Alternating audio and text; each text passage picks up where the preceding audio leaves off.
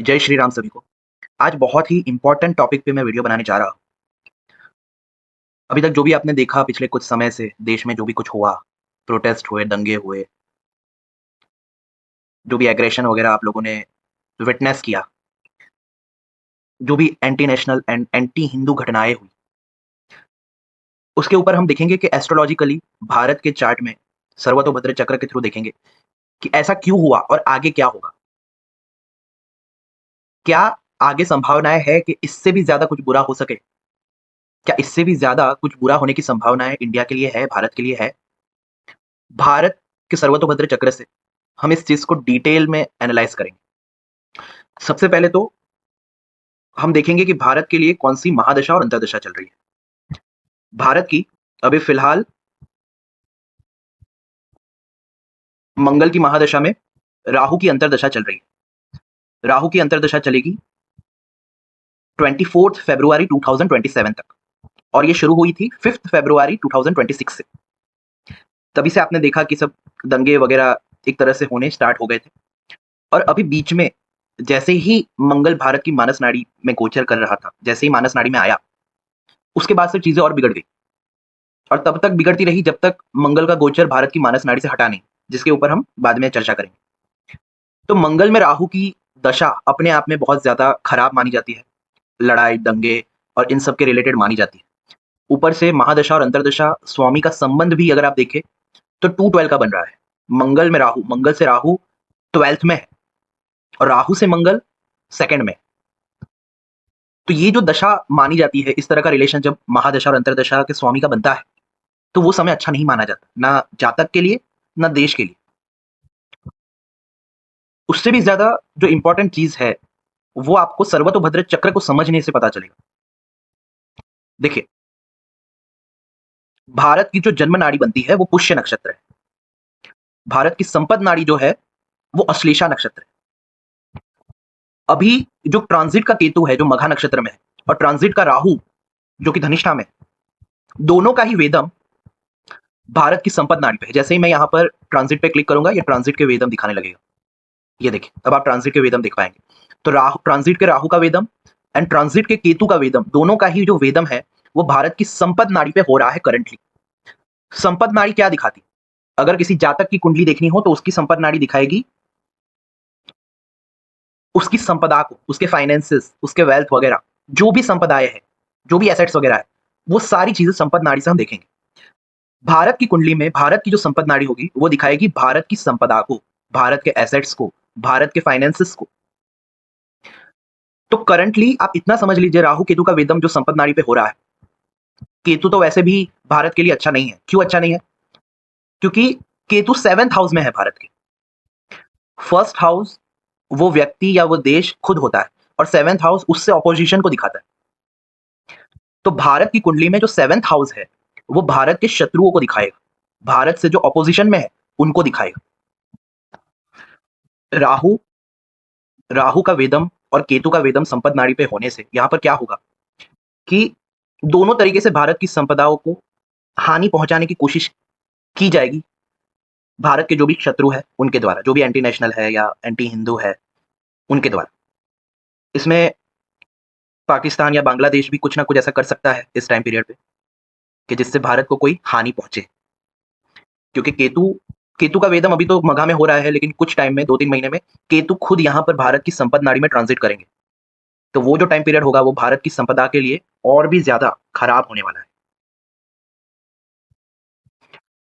राहु का वेदम संपद नाड़ी पे होने से सोशल मीडिया वगैरह के थ्रू जो एंटी हिंदू, एंटी नेशनल लोग हैं, वो गलत इंफॉर्मेशन वगैरह पहुंचाने की कोशिश करेंगे।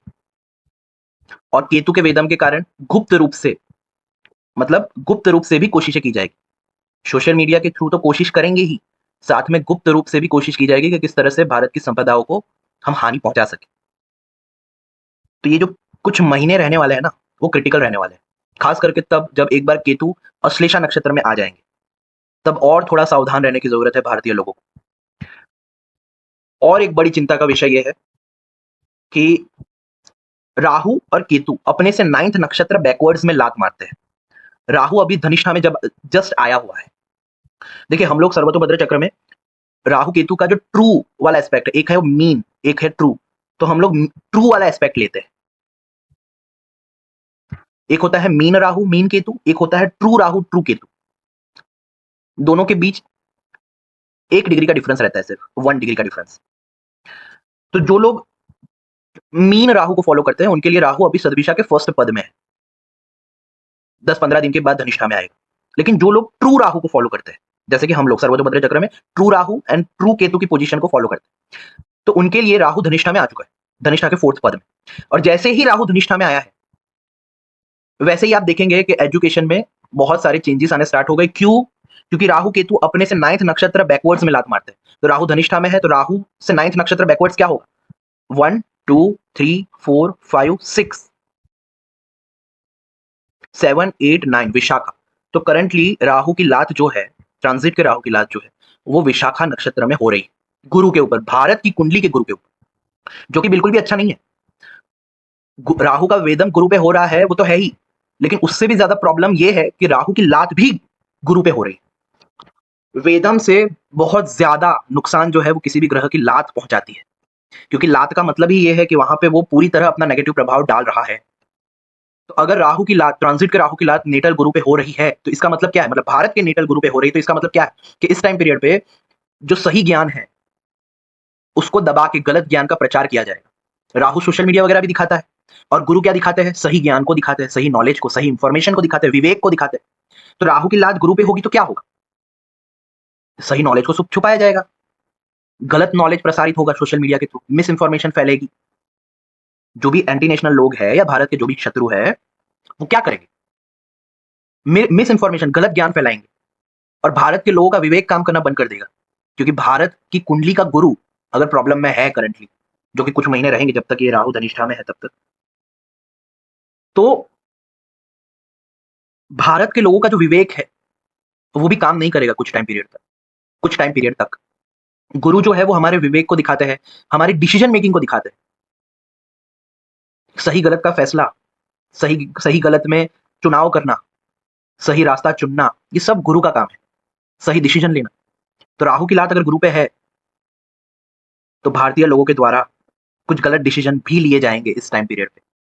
इसलिए बहुत सोच समझ कर डिसीजन लीजिएगा, बहुत सोच समझ कर विवेक के साथ अपना काम कीजिएगा, क्योंकि ये ऑल ओवर पूरे भारत में ये प्रॉब्लम रहेगी, गुरु रिलेटेड प्रॉब्लम रहेगी।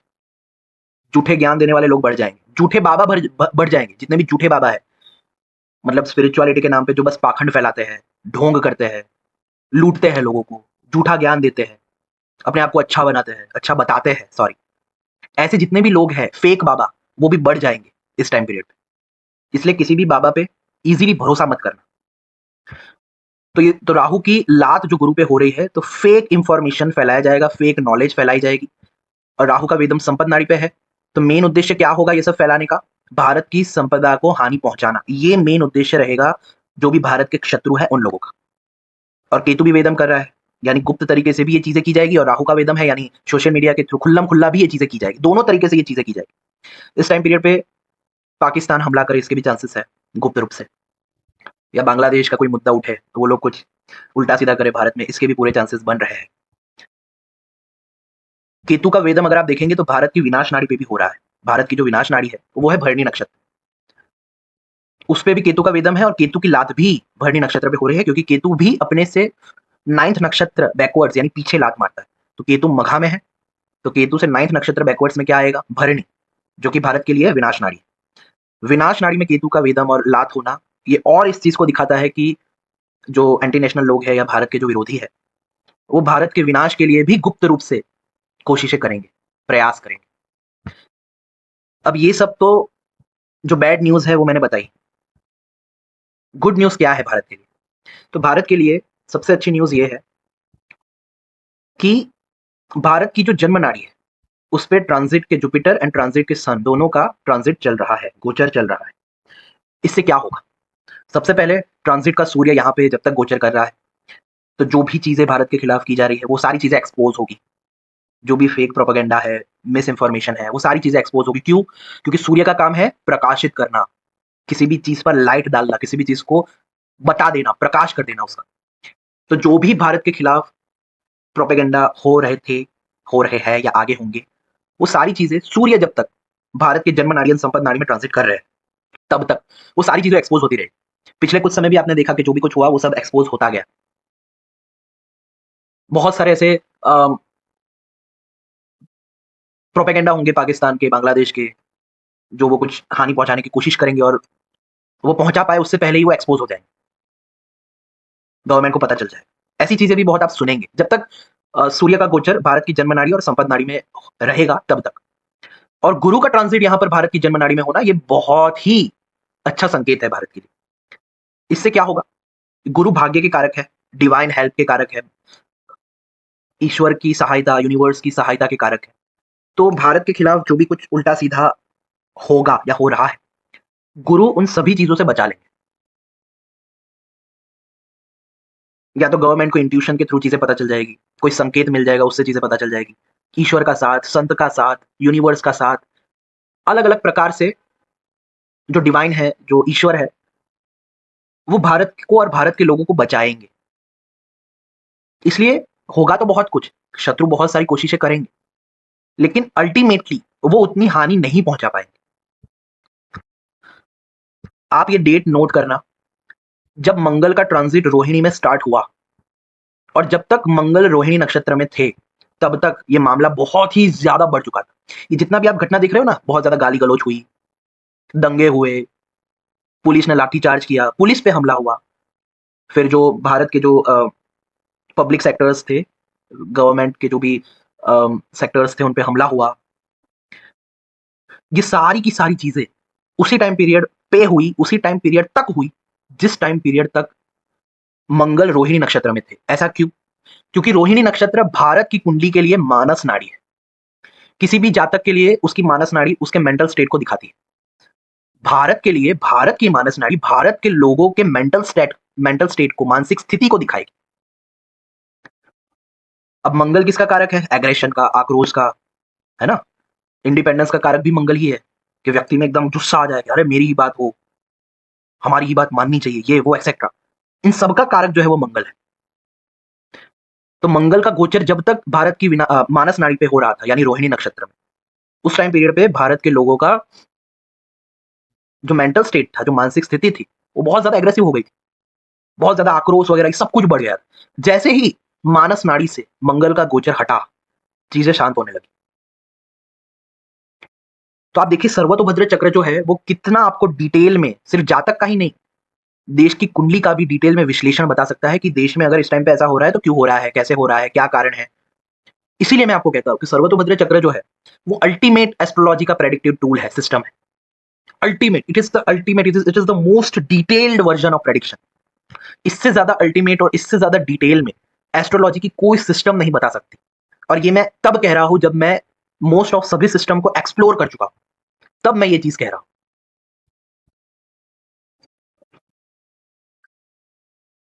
लेकिन फिर भी आप ये बात समझ लीजिए कि कुछ समय आप लोगों को बहुत ज़्यादा सावधान रहना है। जितने भी भारतीय लोग हैं जो मेरा वीडियो देख रहे हैं, मेरी बातें सुन रहे हैं, उनसे मैं यही कहूँगा कि थोड़े सावधान हो जाइए। किसी भी इन्फॉर्मेशन पे यकीन मत कीजिए ईज़िली, क्योंकि राहु की लात अभी भारत की कुंडली के नेटल गुरु पे हो रही है। फेक इन्फॉर्मेशन, गलत ज्ञान ये सब बहुत फैलाया जाएगा। बहुत सोच समझ कर ही अपने डिसीजन लीजिएगा, बहुत सोच समझ कर ही भरोसा कीजिएगा। ऊपर से आप देखेंगे ये भारत की अर्थव्यवस्था के लिए भी अच्छा संकेत नहीं है। क्यों? क्योंकि भारत की कुंडली के लिए गुरु जो है, वो भारत के 11th हाउस के लॉर्ड भी है। 11th हाउस के लॉर्ड है, 8th हाउस के लॉर्ड है और 6th हाउस में बैठा है।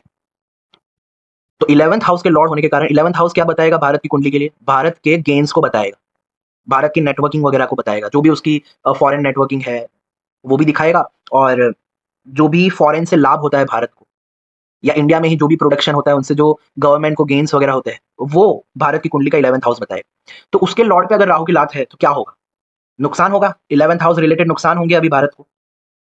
हो सकता है भारत के जो दोस्त है, क्योंकि 11th हाउस दोस्तों को भी दिखाता है, तो जो भारत के दोस्त है, दोस्त कंट्रीज है भारत की, मित्र कंट्रीज है, मित्र देश है, हो सकता है वो धोखा दे, हो सकता है उनसे हमारी अनबन हो जाए। सबसे नहीं, लेकिन कुछ-कुछ जो बहुत खास मित्र थे या है, उनसे। गुरु 6th हाउस में बैठा है, तो सर्विस सेक्टर में तो दिक्कत आने वाली है, क्योंकि 6th हाउस सर्विस सेक्टर को दिखाता है भारत के लिए।